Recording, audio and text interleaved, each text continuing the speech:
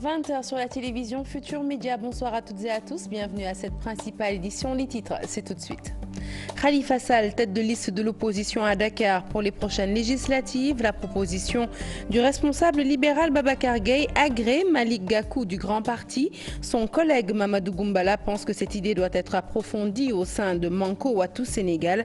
Mamadou Goumbala qui par ailleurs a affiché sa déception après avoir été éconduit alors qu'il voulait rendre visite à Khalifa Sall. Il a confirmé ainsi les déclarations de l'avocate Maître Aïssata Tall Sall qui s'offusquait des mesures interdisant des visites au maire de Dakar.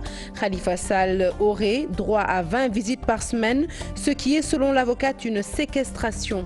Ousmane Tanordien affonne, lui, sur l'affaire Khalifa Sall. Le président du Haut Conseil pour les collectivités territoriales a dit niet aux journalistes qui l'ont interpellé à ce sujet. Le secrétaire général de l'institution présidait la première session ordinaire de l'année en cours. À peine inauguré, le pont de l'Émergence, déjà source d'insécurité pour ses usagers. Une partie de ses bretelles s'est affaissée, provoquant la colère des habitants de la Padoue. Les autorités dont la responsabilité est engagée sont interpellées. Le département de Rufisque, encore une fois en proie à un problème foncier. Promoteurs et jeunes de la localité en sont venus aux mains. Les riverains disent en avoir marre des personnes qui s'accaparent leurs terres.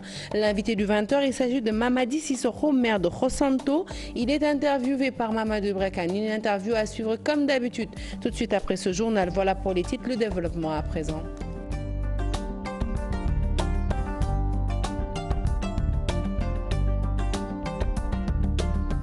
Bonsoir à tous et je vous l'annonce tout de suite en titre. Khalifa Sall, tête de liste de l'opposition à Dakar pour les législatives à venir. La proposition de Babacar Gaye, porte-parole du PDS, est bien accueillie par Malick Gakou du Grand Parti. Selon Mamadou Goumbala, l'opposition réunie au sein de Manko Wattu Sénégal doit approfondir la réflexion autour de ce sujet. Du côté de Benno Bokk Yakaar, Abdoumbo estime que le nécessaire sera en tout cas fait pour avoir la majorité à l'Assemblée nationale. Je vous propose de les écouter tous dans ce reportage signé Al-Hassan Ba et Mardien. L'idée est du porte-parole du Parti démocratique sénégalais Babacar Gaye. Khalifa Sall, tête de liste de Dakar, Mamadou Goumbala approuve. Manko Wattu Sénégal va porter la candidature. Au niveau de Manko Wattu Sénégal, nous allons faire la coalition la plus large possible pour battre Macky Sall le 30 juillet.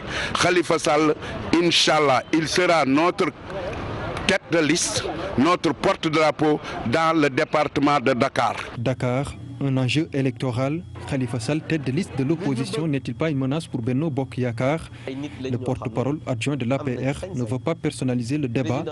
La coalition au pouvoir travaille pour une large majorité. Il faut aussi rappeler que Khalifa a perdu le référendum, a perdu son bureau de vote et même son quartier. Donc ça aussi, il faut le rappeler. Et ce sont des élections. Toute l'opposition était réunie. Vous savez, nous, on n'a pas l'habitude, pour habitude de personnaliser un peu les débats. Vous savez, le rôle de l'opposition, c'est de travailler à avoir une coalition, une large coalition, pour quand même gagner des élections. Maintenant, n'oubliez pas que le président Macky Sall aussi, ce qui l'intéresse, ce n'est pas les personnes ni la politique politicienne. Ce qui l'intéresse, c'est de travailler à résoudre le problème des Sénégalais. Et le président Macky Sall est aujourd'hui sûr et certain que les populations sénégalaises vont encore lui renouveler sa confiance. Il est hors de question que Khalifa Sall ne participe pas aux législatives à venir. Selon Mamadou Goumbala, la socialiste et avocate Maître Aïssata Tall Sall, interrogée sur la proposition de Babacar Gaye, répond ceci. Oui, je l'ai entendu. Je pense qu'ils sont en train de travailler à ça. S'ils le veulent ainsi, pourquoi pas? Je n'y vois absolument pas d'inconvénient personnellement. Nous restons avec Maître Aïssata Tall Sall en visite à Rebeuss. L'avocate du maire dénonce les mesures prises interdisant la visite des proches du maire à son client. Seules 20 personnes sont autorisées par semaine. Elle parle de séquestration et compte avec ses collaborateurs rencontrer le doyen des juges pour remédier à cette situation. Elle compte également, Maître Aïssata Tall Sall compte également dans les prochains jours saisir la cour de la CEDEAO pour faire libérer son client Khalifa Sall. Je vous propose de l'écouter. Ses propos sont recueillis par Al-Hassan Ba. Je vais rencontrer le doyen des juges. D'abord, il est inadmissible qu'on prenne des mesures de rétorsion contre les sympathisants et la famille de Khalifa Sall. Il n'y a que 20 personnes qui sont autorisées à le voir une fois par semaine. C'est intolérable. Ça ressemble à de la séquestration. Nous allons déjà faire lever cette mesure. La deuxième mesure que nous prendrons ensemble avec mes confrères constitués, c'est de tenir rapidement un point de presse sur les tenants et les aboutissants de cette affaire. La troisième mesure, c'est de demander au doyen des juges de le mettre en liberté provisoire. Parce que lorsque vous êtes inculpé pour détournement de deniers publics, vous avez la possibilité de consigner le montant pour lequel vous êtes poursuivi, 1,8 milliard pour ce qui concerne Khalifa Sall. Il refuse de le faire parce que pour lui, cela s'apparenterait à une reconnaissance ou un aveu des faits. Ou alors, de contester sérieusement les faits. Mais nous avons des contestations sérieuses par rapport à ces faits-là. Nous allons nous concerter, déposer un mémoire auprès du doyen des juges, éventuellement même saisir la chambre d'accusation, éventuellement même saisir la cour de la CEDEAO pour que la détention de Khalifa Sall cesse. Et puis Mamadou Goumbala du Grand Parti confirme Maître Aïssata Tall Sall venu rendre visite à Khalifa Sall. Le partisan du parti de Malick Gakou a été éconduit. Selon ses propos, il n'y a que la famille du maire de Dakar qui puisse le voir. Il qualifie ce refus d'isolement. Nous l'écoutons à son tour, toujours au micro de Al-Hassan Baye Mardien. J'étais venu pour rendre visite à Khalifa Sall et éventuellement à mon frère ami Mbaye Touré et aux autres qui sont détenus ici arbitrairement. Je suis allé jusqu'au deuxième étage où l'on délivre les autorisations de visite. On m'a fait comprendre qu'en ce qui concerne Khalifa Sall, il est strictement interdit à ses amis au public de lui rendre visite. Il n'y a que sa famille personnelle qui peut voir Khalifa, c'est-à-dire ses frères, ses sœurs, ses oncles. Et ça s'arrête là. Khalifa, actuellement, on peut dire que ça c'est un isolement. C'est indigne dans un pays qui se respecte et dans un pays démocratique. Le patron du PS, lui, ne veut pas se prononcer sur cette histoire. Ousmane Tanor Dieng, président du HCCT, secrétaire général du PS, dans une interview accordée à la presse à l'occasion de la première session ordinaire 2017 du Haut Conseil pour les collectivités territoriales, a opposé une fin de non-recevoir aux journalistes qui l'ont interpellé sur la question. Je propose de l'écouter au micro de Iboukana. Que ça porte sur les questions relatives au Conseil des collectivités territoriales. Je ne répondrai pas à d'autres questions. Je veux que les règles du jeu soient claires et acceptées. Il s'agit du Haut Conseil des collectivités territoriales. Nous sommes à notre première session 2017. Je répondrai aux questions qui touchent à ce domaine-là. Démarrage effectif des activités du Haut Conseil pour les collectivités territoriales. L'institution nouvellement installée tient sa première session ordinaire pour l'année en cours, un séminaire de 2 jours pour échanger entre autres sur les missions de l'Assemblée consultative, mais aussi sur l'acte 3 de la décentralisation. Pour plus de détails, nous écoutons à nouveau Ousmane Tanor Dieng, président de la dite institution, au micro d'Iboukane Diafaraba. Un séminaire de mise à niveau, un séminaire de formation, pour que nous connaissions mieux les rapports entre l'État et le rôle de l'État dans ces rapports dans le cadre de la décentralisation. Notre mission, le fonctionnement aussi du Haut Conseil des collectivités territoriales. Et ensuite, maintenant, nous allons, entre autres questions, aborder un thème majeur, c'est-à-dire donner la position du Haut Conseil des collectivités territoriales sur l'acte 3 de la décentralisation qui a fait beaucoup de bruit. Voilà un peu l'ordre du jour de ce que nous allons faire au cours de la première partie de cette session. Ensuite, nous allons discuter du plan stratégique, un plan stratégique pour le mandat, pour savoir pendant ce mandat-là quelles sont les questions que nous allons aborder après cette mise à niveau, après la prise en charge de certaines questions. Et à la suite de cela, maintenant, un rapport va être élaboré et transmis au président de la République. Extradition de Toumba Diakité vers la Guinée. Son avocat dans tous ses états, Maître Baba Diop, parle plutôt d'un acte d'expulsion. L'avocat menace de traduire l'État du Sénégal en justice et le met en garde contre tout ce qui pourrait arriver à son client, Maître Baba Diop, que nous écoutons au micro de Fatou Kinedem et Mardian. Nous avons saisi la chambre administrative de la Cour suprême d'un recours pour excès de pouvoir pour demander l'annulation de ce décret. Dimanche, nous avons appris que les autorités guinéennes sont venues pour récupérer, pour prendre M. Diakité et que les autorités sénégalaises sont disposées à le livrer. Nous étions choqués. Nous étions choqués parce que nous avions estimé que dans un état de droit, cela ne pouvait pas se faire. Nous estimons déjà qu'il ne s'agit pas d'une extradition parce que pour nous, la procédure d'extradition est quand même déférée à la censure du juge administratif. Donc pour nous, il s'agit purement et simplement d'un enlèvement et d'une expulsion. L'État est fautif. L'État a violé une loi. En violant la loi, l'État a également méconnu les droits de M. Diakité. Et il peut y avoir des conséquences fâcheuses. Encore un problème foncier dans le département du Rufisque, précisément à Sébikotane, un problème qui s'est donc terminé par un affrontement entre jeunes de la localité et promoteurs fonciers, des jeunes qui disent en avoir marre des personnes qui viennent s'accaparer leurs terres. Écoutons-les dans ce reportage signé Ousseynou Cham et Bira Diagne.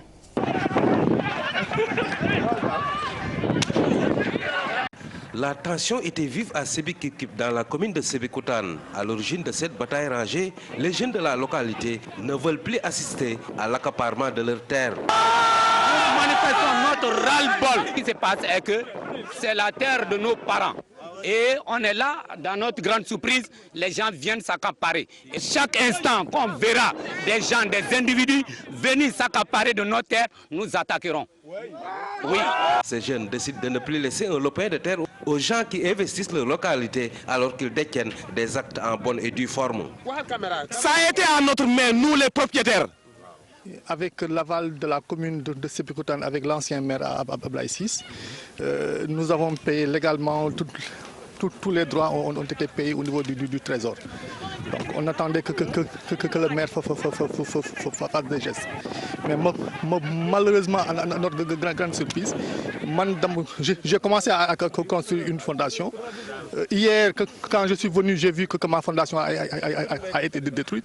Et comment se fait-il que le maire de Sébikotane refuse de valider les anciens actes du maire Ablaye Ciss. Voilà, on nous dit qu'il y a une famille qui est là, qui va s'accaparer de 3 hectares que nous avons déjà acquis. Le maire, semble-t-il, nous dit qu'il n'est pas au courant. Le lotissement a été validé par la maire de Sébikotane.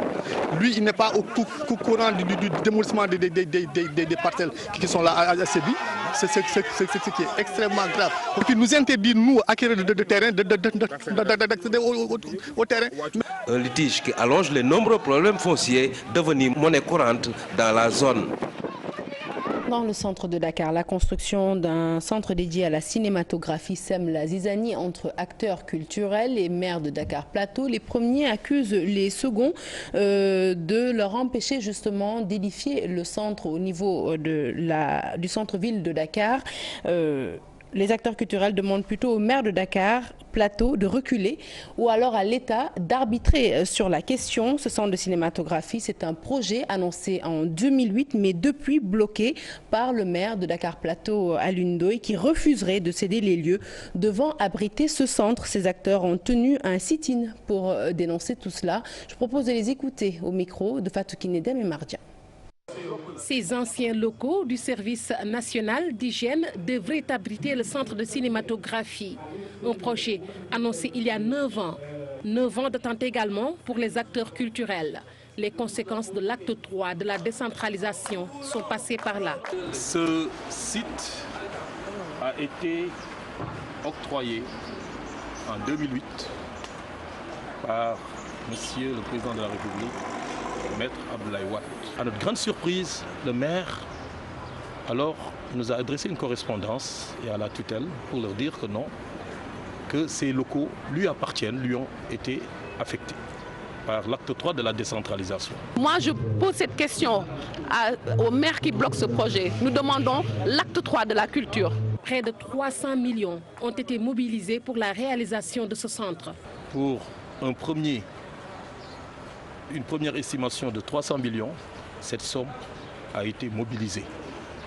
Mais le projet en tant que tel coûte plus les équipements 100 ans, 1 milliard. L'utilité d'un tel centre va me permettre, moi, en tant que cinéaste, quand je fais mes films, je ne suis pas obligée d'aller au Maroc, d'aller en France pour faire la post-production. On peut dépenser 50 à 60% de son budget pour la post-production. Le maire de Dakar Plateau pointait du doigt. Des concertations sont engagées depuis pour trouver des solutions. Le ministre de la Culture a fait ce qu'il devait faire. Il a convoqué les parties prenantes pour discuter, trouver une voie. Mais on s'éternise alors que nous, c'est des urgences. Ces acteurs culturels ne comptent pas rester les bras croisés. Les autorités compétentes ont été saisies. À leur avis, seul l'État du Sénégal peut arbitrer sur cette affaire. L'administration est une continuité. C'est un chef de l'État qui avait octroyé cet édifice. Donc il faudrait qu'on respecte la continuité de l'État et qu'on nous laisse vraiment faire notre projet. Allez, nous quittons Dakar, direction Sédhiou, une région qui traverse des difficultés sur le plan économique mais aussi social, difficile pour les entrepreneurs d'y mener des activités économiques selon les jeunes de la région qui avancent un manque de moyens et de formation. Un forum a eu justement lieu ce week-end sur l'entrepreneuriat féminin et les jeunes. Objectif, accompagner les femmes et les jeunes de la conception à la planification de projets mais aussi les aider à trouver des financements. Bakary Conté, image Salassamba. Sédhiou, l'une des régions les plus pauvres du pays, manque de tout. Les jeunes entrepreneurs veulent relever les défis, mais ils n'ont pas assez de moyens. Effectivement, l'entrepreneuriat existe à Sédhiou, mais presque de par le nom. Dans la mesure où les femmes ne disposent pas souvent de projets fiables, mais également elles n'ont pas trop le sens de la gestion des affaires. Elles manquent de formation. Et mieux encore, il y a un déficit notoire de financement. C'est pourquoi aujourd'hui, ce forum est pour nous un déclic, non seulement de procéder au renforcement des capacités, mais de les accompagner dans la planification, surtout dans la recherche de financement. Nous croyons fondamentalement que l'avenir sera très prometteur et que ces femmes-là pourront effectivement se positionner en entrepreneurs. Durant ce forum, l'entrepreneuriat féminin et des jeunes au cœur des débats. Je crois que la dernière fois que je voyais le président de la République, quand on parlait de Sédhiou, je lui ai dit, Monsieur le Président, Sédhiou est une région sinistrée, économiquement parlant, socialement parlant. Vraiment, c'est une région qui est sinistrée. Et ce sinistre, il est lié à quoi? Il est lié justement à ce manque d'emploi. Et comme je dis souvent aux jeunes, l'emploi, ça ne se donne pas. Il faut aller chercher l'emploi. Il faut avoir envie de travailler. Il faut montrer qu'on mérite effectivement qu'on vous permette de travailler. C'est ça. Il faut, Mamadi, qu'on arrive aussi à Sédhiou à primer les meilleurs entrepreneurs, ceux qui osent entreprendre. Parce que c'est l'économie qui va tirer le social. C'est clair. Une enveloppe financière a été dégagée pour appuyer certains projets confectionnés par les femmes du Pakao. Néoran, c'est dans la commune de Toubatoul, département de Thiès. Des milliers de personnes très en colère sont descendues dans la rue pour manifester leur colère. Les habitants de cette localité et villages environnants réclament l'électrification urgente de leur village et l'érection d'une case de santé, mais aussi d'un CM. Selon ces derniers, Néoran est tout simplement oublié par l'État. Reportage Cheranta Diop, Saïlatir. Dans la rue, ces habitants de la commune de Toubatoul ont arboré des foulards rouges, pancartes, banderoles et lampes tempête en main pour manifester leur colère. Pour eux, Néoran est oublié. Cette localité manque de tout. Depuis plusieurs années, la population de Néoran vit un véritable calvaire. Les populations peinent à avoir de l'électricité, une carte de santé fonctionnelle, une école digne de son nom. Alors que le village compte près de 6 000 habitants avec une superficie de 1,5 km². Néoran est rayé de la carte du Sénégal. Nous voulons un CM à Néoran, puisque la majorité des élèves du lycée de Toubatoul sont originaires de Néoran et des villages alentours. Les infrastructures sociales de base font défaut à Toubatoul. L'insécurité est grandissante, faute d'éclairage public. Ces populations de Toubatoul invitent les autorités locales comme étatiques à intervenir pour doter Toubatoul d'infrastructures préfecture. L'insécurité est exposant des milliers de personnes. Nous réclamons l'éclairage public sur toutes les artères de la commune de Toubatoul. L'accès à l'électrification dans les villages, notamment Neuran, Ndion, Sambay, Ndiefoun Parba et les 67 autres villages de la commune de Toubatoul. Nous sommes les grands oubliés du pays.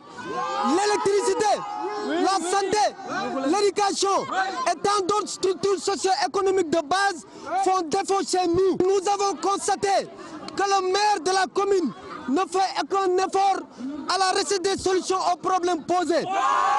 Nous le déplorons auprès du président de la République qui était venu jusqu'ici en 2012 pour nous promettre qu'une fois à la magistrature suprême, je vais électrifier ce village. Des promesses non tenues jusqu'au moment où je vous parle. Des milliers de personnes surexcitées se sont fortement mobilisées pour crier le ras-le-bol. Et parlant de l'électricité, justement, sachez que la Sénélec perd 25 millions par an à cause du vol d'électricité. Des chiffres avancés par le directeur général de la structure en personne, Mohamedou Maktar Sissé. Du côté des consommateurs de la banlieue, eh bien, les consommateurs déclarent que les complices de cette fraude sont à rechercher dans la boîte elle-même. Je vous propose de les écouter. Salif Sow, Asmalik Diop.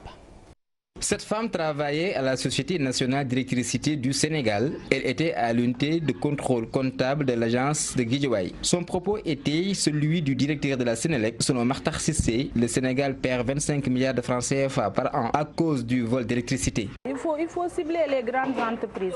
Moi, je pense que ce sont eux-mêmes qui volent le courant. Dans les cérémonies religieuses, la situation normale, c'est d'aller à la Sénélec et de demander un branchement provisoire. Mais parfois, ils ne le font pas. Ils ont un ami qui travaille à la Sénélec ou truc comme ça. Il l'appelle, il vient, il fait directement le branchement. On lui paye quelque chose en dessous. Malgré les garde-fous, le mal persiste. Plusieurs facteurs expliquent le vol d'électricité. Les fraudeurs prétextaient à tort ou à raison que les factures d'électricité étaient salées. Maintenant, j'interpelle ceux-là qui s'activent dans le vol d'électricité. Ils doivent arrêter. Ces pratiques malsaines courent à notre perte. Les fraudeurs sont au niveau de toutes les couches de la société, mais ils ont des complices experts en la matière, dénonce ce chef d'entreprise. C'est à l'interne que la Sénélec doit gérer les cas de vol d'électricité. N'importe qui ne peut faire des branchements. Les réseaux des fraudeurs sont régulièrement démantelés par les agents de la Sénélec. Puis je vous l'annonçais en titre, l'affaissement d'une partie du pont de l'émergence provoque l'ire des populations de la Padoua. Selon les Sénégalais rencontrés, tous les éléments n'ont pas été pris en compte. Lors de la construction de ce pont, le travail a été fait à la hâte. Le maire de la Padoua lance quant à lui un appel aux autorités afin qu'elles prennent leurs responsabilités face à cette situation. Aïssatou Paya. Pont de l'émergence impraticable. La raison, la voici. Conséquence, certains automobilistes à pied, pour les habitants de la Patte-d'Oie, tout juste inconcevable. C'est caricatural de l'appeler pont de l'émergence, sûrement qui a englouti beaucoup de milliards et que en 3 mois, ça s'est affaissé, ça pose le problème du sérieux et du suivi dans les grands projets. Alors c'est financé par qui, c'est suivi par qui, c'est un grand point d'interrogation. Un travail fait à la va-vite pour plusieurs raisons. loolu lañ mais du tëb ngir defar pour nit ñi di ci jariñu ci defarin bi la parce que dañ ko yàkkamti la parce que dañ ni lépp loo xamante ne yaa ngi koy def te yàkkamti ko bëgg ñun la jërëjëfit lu mu yàgg-yàgg dinañ la xarab te looloo ci nekk bëri na loo xam ne fii mi ngi fi am même gis nga grillage yi ñu def foofu dañ ko yàkkamti nit ñaa ngi koy tëb di jaar ci suuf yooyu yëpp yàkkamti la parce que amul suivi. Pour la commune de la Patte-d'Oie, il est temps de venir à bout d'un phénomène qui touche aussi le quartier de Grand Médine. Aujourd'hui, nous sommes face à une situation qui mériterait de la part des autorités une attention particulière. Vous savez, à Grand Médine, aujourd'hui, il y a une situation difficile avec l'éboulement des eaux usées qui n'a même pas épargné la grande mosquée. L'assainissement des eaux usées a été impacté par la position de ce pont-là. de cet échangeur-là. Donc nous pensons aujourd'hui que les autorités, l'AGEROUTE, le ministère des Infrastructures doivent prendre de manière inéluctable, durable, la question de l'assainissement, surtout pour la commune de Patte d'Oie. Les eaux usées des fosses septiques ont eu raison d'un pont de l'émergence qui a sans doute émergé un peu trop vite. Parlons à présent de cet atelier régional de capitalisation sur le PUDC. Des pays africains veulent s'inspirer du modèle sénégalais. Le programme d'urgence pour le développement communautaire existe bientôt depuis 18 mois. Sa troisième phase sera exécutée avec l'apport des Chinois qui ont mis 60 milliards de francs CFA sur la table. Nous écoutons le Premier ministre Mohamed Boun Abdallah Dionne au micro d'Aminata Mbaresso et Moudio pour les détails. Le président Macky Sall, il faut bien le comprendre, c'est pour nous l'homme de la dialectique de l'inclusion. Et c'est cela qui a fait naître un tel programme que nous venons aujourd'hui partager avec vous, le PUDC. Il a eu, pendant sa longue période de préparation, j'allais dire, entre guillemets, parce qu'il était déjà prêt, il avait occupé déjà toutes les fonctions possibles dans notre pays d'homme d'État. Mais dans sa longue période de préparation en 2 ans, il a fait 80 000 kilomètres à l'intérieur de notre pays, c'est-à-dire 2 fois le tour de la Terre. 80 000 kilomètres, il a parcouru à l'intérieur du Sénégal. Ça lui a permis, comme il dit, de mettre un visage sur la pauvreté dans notre pays. Et qu'est-ce qu'il a vu? Des femmes qui marchaient des kilomètres pour avoir accès à l'eau. Il a vu un bétail fatigué parce qu'il n'y avait pas de forages pastoraux. Et c'est comme ça qu'est né le PUDC, avec 4 axes majeurs. Électrification, pistes rurales, hydraulique rurale, équipement pour les femmes en milieu rural. L'annonce de l'ouverture de la 2e usine de la Sokas, bien appréciée par les populations de Dagana à Gaïa. Après le passage du chef de l'État, les populations espèrent une réouverture immédiate et ce, pour mieux développer l'intercommunalité et fixer les jeunes dans les zones rurales. Selon le maire Abdou Khadre Ndiaye, le Sénégal ne doit plus exporter sa production, mais doit la transformer sur place. Il est ici, au micro de Seynou Diop. Une usine est toujours la bienvenue. La réouverture de cette usine, parce que c'est une usine qui existait. Mais je pense que, comme vous le savez, l'un des premiers exemples les plus achevés d'intercommunalité, c'est bien Gaïa. Parce que la fameuse cuvette de Gaïa, mais la commune de Bokhol cultive dans les terres de Gaïa pour plus de 700 hectares. La commune de Dagana cultive dans les terres de la commune de Gaïa pour plusieurs hectares. Donc nous sommes à l'aise pour parler de cohabitation saine, pour parler d'intercommunalité, pour parler d'aménagement territorial, pour parler de réaménagement territorial, mais pour parler également de convergence territoriale, parce qu'il faut une synergie et une complémentarité entre les communes. Les communes ne doivent pas être antagonistes, parce que chacun a ses avantages comparatifs. Et il est important que cette usine-là puisse se réouvrir, parce que ça profitera à l'ensemble des populations d'abord, mais à l'ensemble de nos collectivités, parce que ce n'est que comme ça que nous arriverons à développer le Sénégal. Hors de chez nous, l'actualité internationale se décline en 4 titres de la relaxe imminente de l'ancien président égyptien Hosni Moubarak, la condamnation de Hama Amadou, ancien premier ministre et ex-président de l'Assemblée nationale nigérienne, le président Mohamed Buhari du Nigeria, rentré de Londres après plus de 2 mois d'absence due à une maladie. Mais d'abord, la Côte d'Ivoire qui a célébré les victimes des attaques de la station balnéaire de Grand Bassam, attaquée, je rappelle, il y a 1 an par Aqmi Al-Qaïda dans le Maghreb islamique. Le récit de ce tour d'horizon est signé Daniel Diouf. 1 an après l'attaque terroriste de la station balnéaire de Grand Bassam en Côte d'Ivoire, le pays a rendu hommage aux victimes ce lundi. L'attaque avait été revendiquée par Al-Qaïda au Maghreb islamique. Le bilan était lourd, 19 personnes tuées, dont 3 éléments des forces spéciales ivoiriennes. 1 an après, les autorités tentent de reconstituer le puzzle grâce à la mutualisation des efforts des polices d'Afrique de l'Ouest, d'Algérie et de la France notamment. Pour le moment, près de 40 personnes impliquées dans cette attaque ont été appréhendées, essentiellement en Côte d'Ivoire, mais aussi au Burkina Faso, au Mali et tout récemment au Sénégal.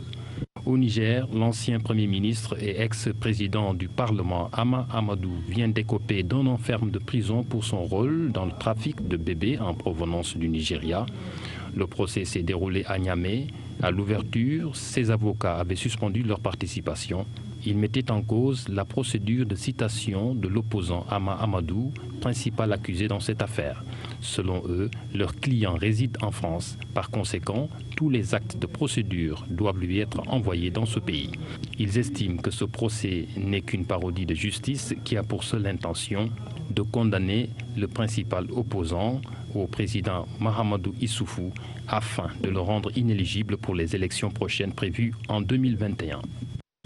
Après 2 mois loin des affaires de son pays, le chef de l'État nigérien, Muhammadu Buhari, reprend ses activités. Dans une lettre notifiée à l'Assemblée nationale, le président nigérian informe qu'il a repris ses fonctions ce lundi.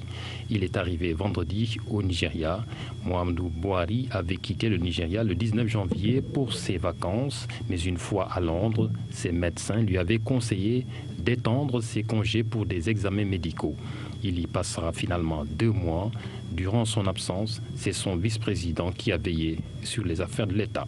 La justice égyptienne vient d'autoriser la relaxe de l'ancien président Hosni Moubarak, condamné en 2012 à la prison à perpétuité. La Cour de cassation confirme l'abandon des charges. D'après son avocat, il pourrait regagner sa maison mardi ou mercredi, après avis des médecins. Moubarak avait été accusé d'avoir incité au meurtre de manifestants pendant la révolte de 2011 qui a conduit à sa chute avec quelques 850 personnes tuées lors des affrontements avec la police. Hosni Moubarak est resté depuis son arrestation dans un hôpital militaire en résidence surveillée du fait de son état de santé. Il est âgé de 87 ans. L'homme a régné 30 ans sur l'Égypte avant de se faire renverser par une révolution.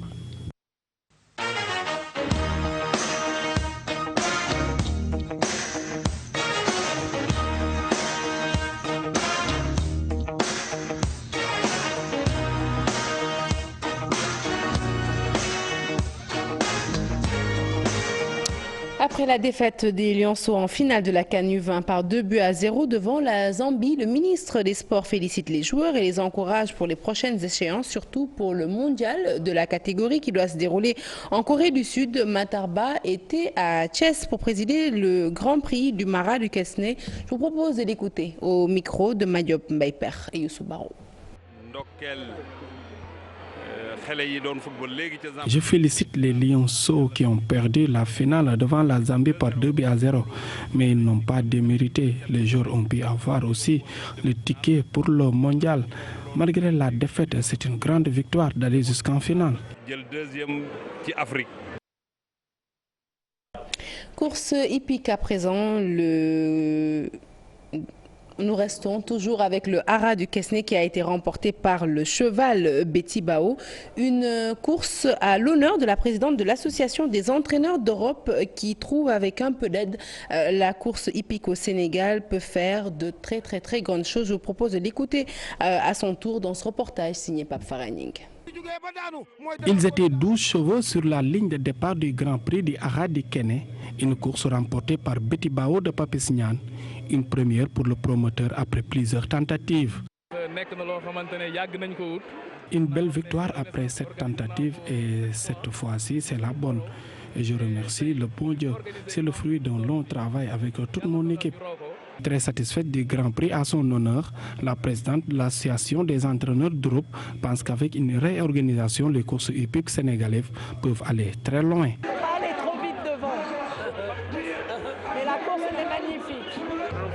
Différent parce que nous on court sur le gazon, là vous courez sur le sable, c'est un petit peu différent. Ça part très vite. Si l'État fait un effort, ça ira très bien. Venu présider le Grand Prix, le ministre des Sports se félicite de l'organisation et l'engouement autour des courses hippiques. Sport du football, du basket, qu'est-ce? Les sports et l'ensemble des disciplines comme la course hippique aussi en fait partie. Je me réjouis de la présence de ces promoteurs et l'engouement des touristes car le cheval fait partie de notre vie et le cheval aussi est notre patrimoine. C'est une longue histoire avec le Sénégal. La première édition du Haradi Kene ce dimanche à l'hippodrome Ndiaouma Kodou Diop de Thiès. Un cheval de Papis Niang a remporté le Grand Prix, suivi de Faïdou, Maha et Darou Khoudos. Fin de ce journal, merci de l'avoir suivi. Prochain rendez-vous de l'information de tout en images à 0h. L'info qui se poursuit sur votre site www.igfm.sn. Et tout de suite, la suite des programmes, c'est dans Permanence avec Chérif Diop. Bonsoir Chérif. Bonsoir Sarah Cissé, merci beaucoup pour toutes ces informations. Rendez-vous demain pour le JT. Dans un instant, Maud Brakan, que l'on retrouve pour l'invité du 20h, il reçoit le maire de Khossanto.